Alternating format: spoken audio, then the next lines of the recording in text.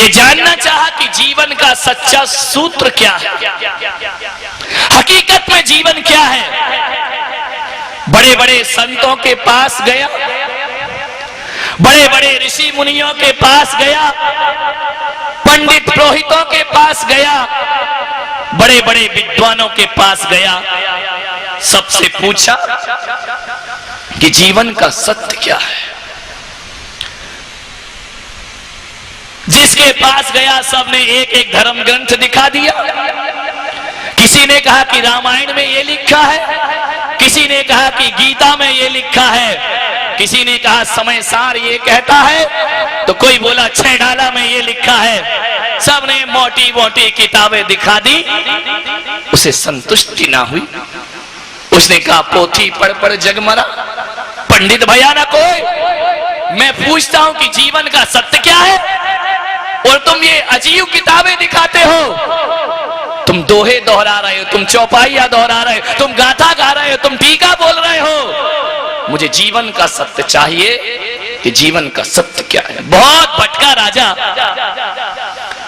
ज्ञानी महाज्ञानियों के पास गया, सबने चौपाई और श्लोक दिखा दिए कि भाई हमने तो ये पढ़ा है कि जीवन ये है, हमने तो ये पढ़ा है कि जीवन ये है। मान्य में ध्यान रखिए,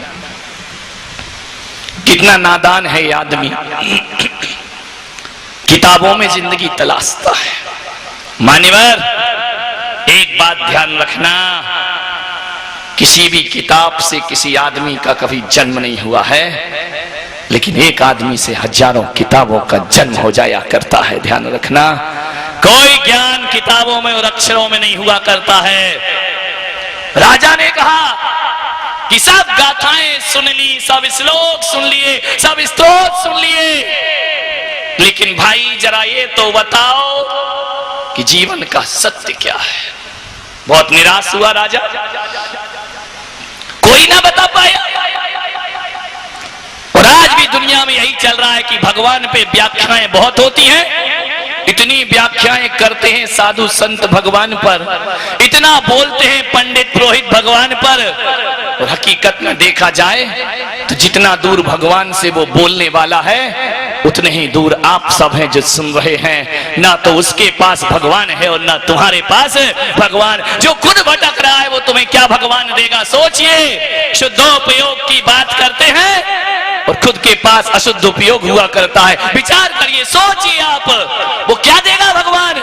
भिखारी भिखारी को कुछ दे सकता है क्या। इसलिए मैंने अपने प्रवचनों में भगवान की चर्चा बंद कर दी। अब तो मैं केवल इंसानों की चर्चा करता हूं, परिवार की चर्चा करता हूं, गृहस्थ। जब मुझे ही भगवान नहीं मिला है तो बताओ दिल्ली वालों, मैं तुम्हें भगवान कहां से सौंपूंगा। लेकिन एक बात जरूर कहता हूं, मैं तुम्हें भगवान बना पाऊं या ना बना पाऊं, लेकिन मेरी बातों से एक सच्चे इंसान तुम जरूर बन सकते हो। और मेरा ऐसा विश्वास है कि जो सच्चा इंसान बन जाता है वो ही एक दिन भविष्य का भगवान बन जाया करता है, वही ईश्वर है। ध्यान रखिए, क्या होगा।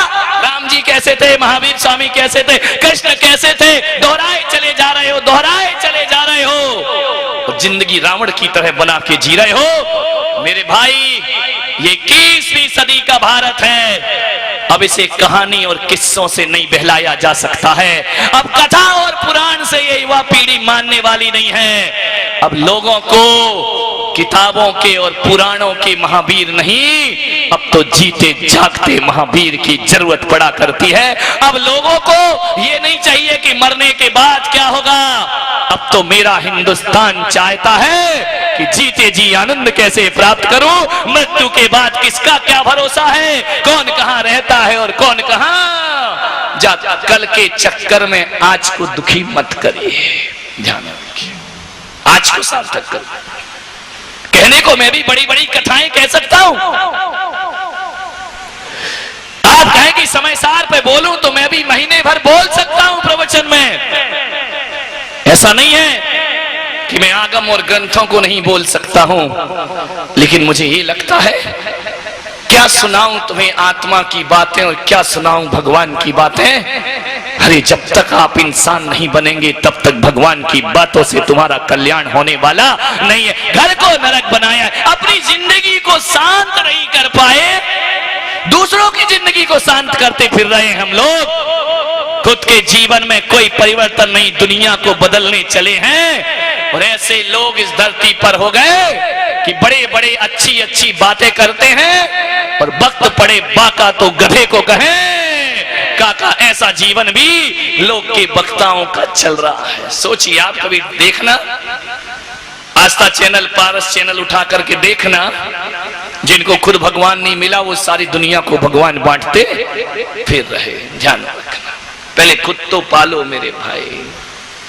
जब तक मुझ में आनंद ना होगा तब तक मैं तुम्हें आनंद नहीं दे सकता हूं, और जब तक मुझ में प्रसन्नता ना होगी तब तक मैं तुम में प्रसन्नता नहीं दे सकता हूं। राजा ने कहा ये पोथी पुराणों से कोई शांति ना मिली, बताओ हकीकत कि जीवन का सत्य क्या है।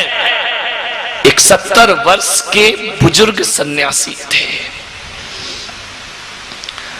उन्होंने कहा कि राजन, जीवन का सत्य जानना चाहते हो, सुकून और शांति चाहते हो?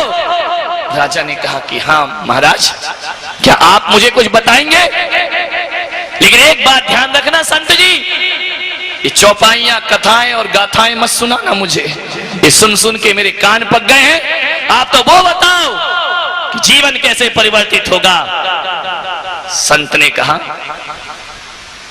मैं तुझे वही बताऊंगा। संत की भुजा में एक ताबीज बंधा था। संत ने ताबीज खोला और कहा राजा ये ताबीज तू रख ले, अपनी भुजा में बांध ले, तुझे सुकून भी मिलेगा, शांति भी मिलेगी और सुख भी मिलेगा। राजा ने कहा कि महाराज, मेरा इन टोने टोटकों पर कोई विश्वास नहीं है, मैं नहीं मानता हूं ये सब बकवास की चीज है। संत ने कहा न इसमें टोना है, न टोटका है, न जादू है, न मंत्र है। मेरे गुरु ने मरते समय मुझे ये दिया था कि देख, तुझे जीवन में शांति पाना है, ये ताबीज अपने पास रखना, लेकिन एक बात ध्यान रखना कि ताबीज को कभी खोल के मत देखना, और ये उसी क्षण खोलना जब तुझे लगे कि मेरा जीवन अब संकट में आ गया है। जब तुझे लगे कि अब मेरा सुख चैन छिनने लगा है, उस समय इस ताबीज को खोल के पढ़ना। लेकिन हे सम्राट, मेरे जीवन में ऐसा क्षण आज तक नहीं आ पाया,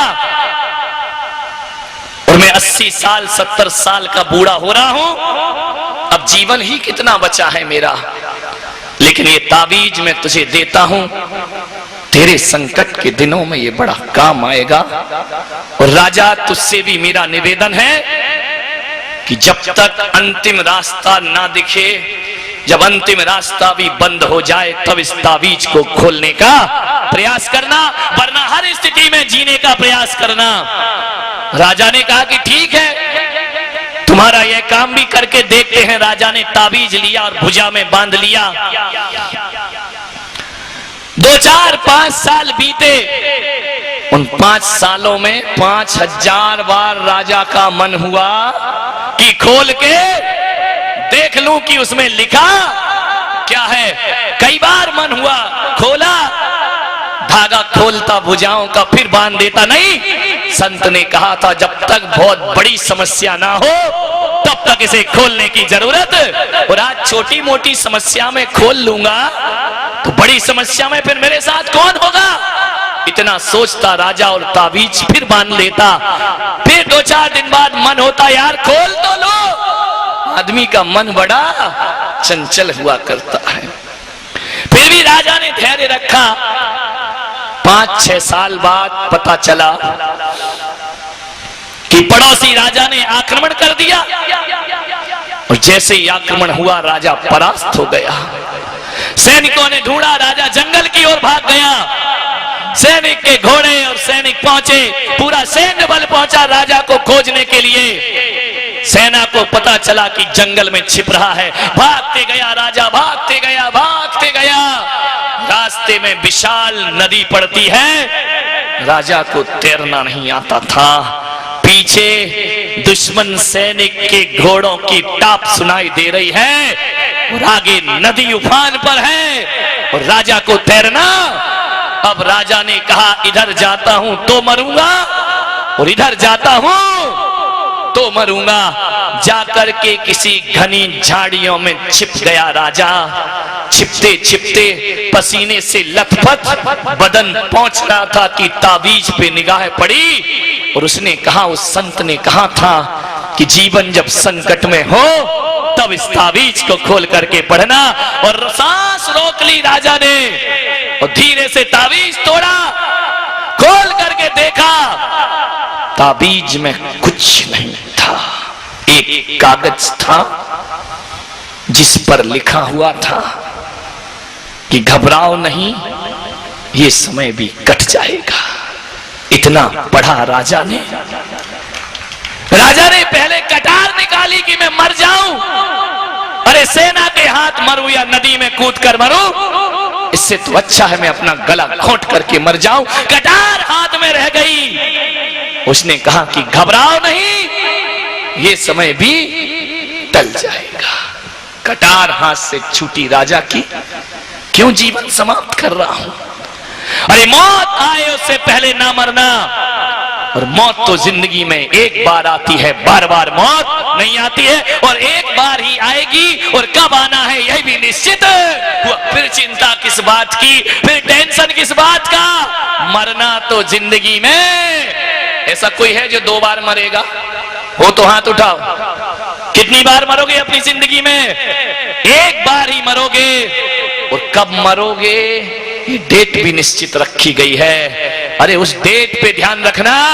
आज बचने का और छिपने का प्रयास करते हो, जो डेट तुम्हारी निश्चित है ना, अरे स्वयं ब्रह्मा भी आ जाए तो उस दिन से तुम्हें कोई बचा नहीं सकते। दलबल देवी देवता माता पिता परिवार और मरती बिरिया जीव को कोई न राखन। जिस क्षण आ गई, आज सड़क पे नहीं जाऊंगा, आज मेरी मौत आने वाली है।